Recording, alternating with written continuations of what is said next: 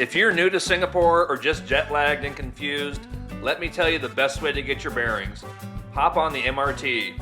Singapore's subway system is a thing of beauty. It's efficient, spotless, air-conditioned, and ridiculously easy to navigate. I mean, you could drop a tourist in here blindfolded and they'd probably still end up where they wanted to go. Plus, the cost? You can ride across town for the price of a Boba topping. And for a country that charges $193,000 US for a Kia, that's a steal. More on that later. I started my day at the Novena station. Shout out to how organized and calm everything is here.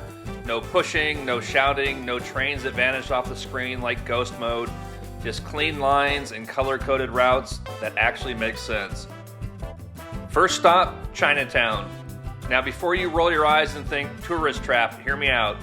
Yes, there are souvenir stands selling Merlion magnets and $3 I Love Singapore t-shirts, but just beyond that, there's a real heartbeat to this place.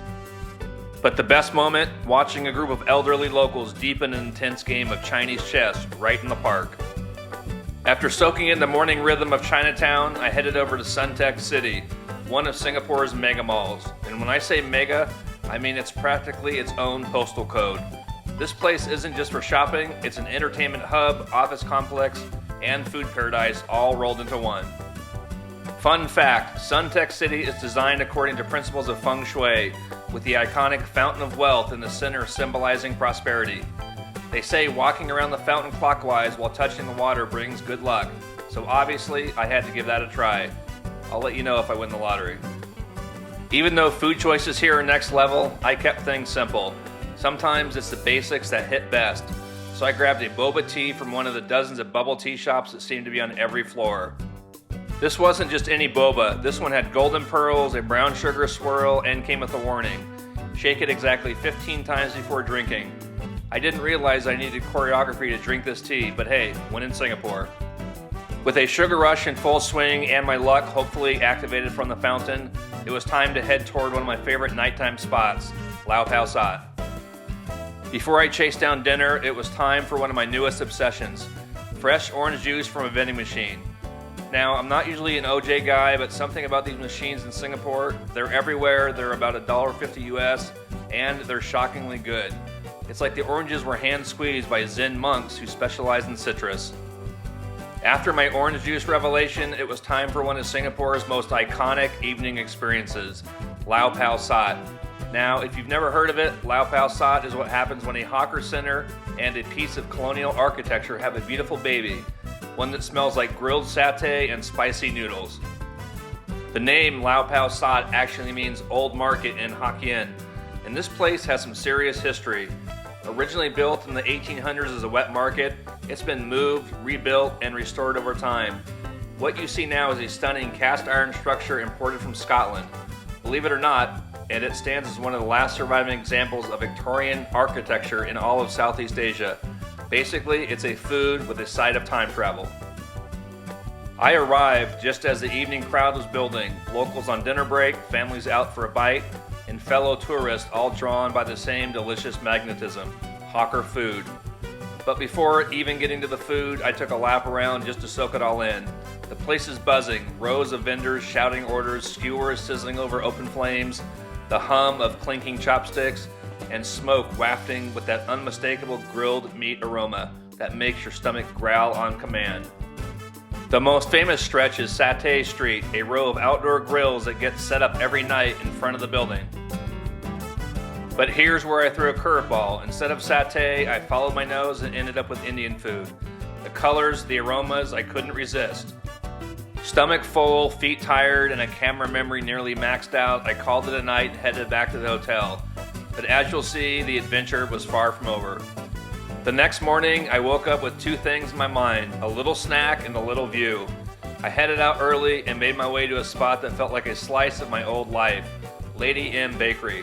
For those who don't know, this brand started in New York and became famous for their Millie crepe cake, 20 thin layers of delicate crepe stacked with cream, like a dessert lasagna for the classy. I was picturing the perfect quiet morning, cake and skyline views, but yeah, this didn't go how I imagined. First of all, the prices were wild. I get it, imported goods, premium rent, Singapore's general cost of living, but when a slice of cake is nearing $15 US, I expect fireworks or at least a background violinist. So while Lady M was a miss, I didn't dwell too long, because next up, a place I was genuinely excited about, Raffles Hotel. Now, Raffles isn't just a hotel, it's an icon. Opened in 1887, this place is the birthplace of the Singapore Sling cocktail, and walking into it feels like stepping into a movie set. White colonial arches, palm trees swaying, ceiling fans lazily spinning. It's the definition of old school elegance. But I wasn't here for a room. I came for something newer, something rare. Tucked inside Raffles is the Macallan House, a sleek, modern whiskey experience center and the first of its kind in the world. Yes, Singapore got it before Scotland, if that tells you anything about how bougie things can get here. What makes Macallan House different from a standard tasting room is that it's more than just sampling drinks. It's a boutique, an event space, a curated gallery of liquid gold. They have ultra rare bottles on display. Some of them look more like artifacts than beverages, and yes, some with price tags that would make your heart stop well before the alcohol ever does.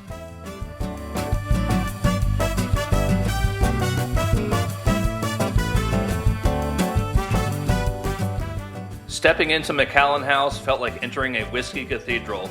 The lights were low, the wood polished to a shine, and everything from the soft lighting to the scent of oak in the air was designed to make you feel like you were about to have a moment, not just a drink. I was greeted by a gentleman who frankly was one of the best hosts I've ever encountered in any tasting room. Friendly, sharp, and incredibly knowledgeable. Not in a show-off way, but in that let me take you on a journey kind of way.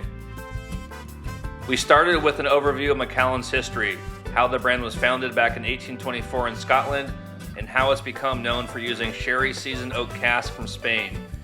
These casks, he explained, are what give Macallan its deep color and signature rich, velvety flavor. As we talked, he brought over several different bottles, each with its own story.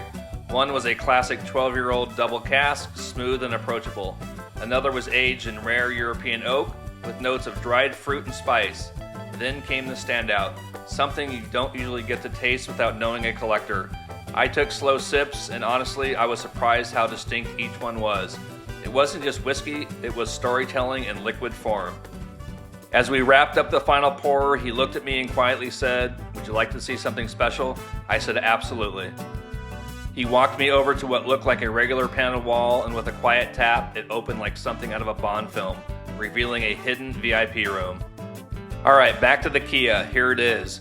I'm not saying this wasn't a nice car, but for $193,000 US, it better come with a driver, a butler, and a monthly massage subscription. Right next to the car display was a boba shop I liked, but they had a weird rule.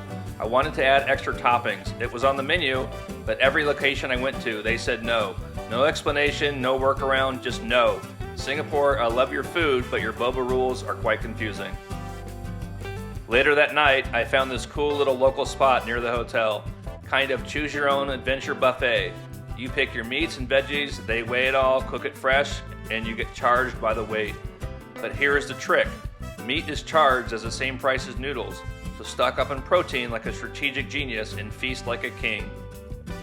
As my time in Singapore came to a close, I found myself thinking about just how many layers this city has.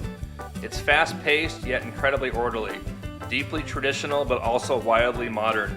It's one of the few places where you can sip artisanal whiskey in a secret room at a colonial-era hotel, and 5 minutes later, be lining up for a $1.50 orange juice from a vending machine that tastes like sunshine in a cup.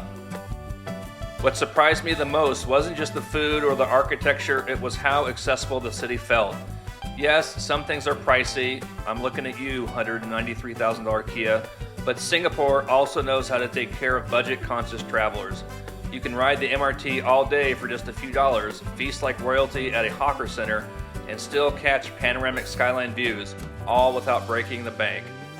Would I come back? Absolutely. I feel like I barely scratched the surface. Singapore isn't a one-and-done city. It's the kind of place that reveals itself slowly, with each neighborhood, each flavor, each unexpected moment. When I come back, maybe I won't get denied extra boba toppings. Don't miss what's coming next. I'll dive into some of Singapore's most famous landmarks, iconic attractions, and jaw-dropping views.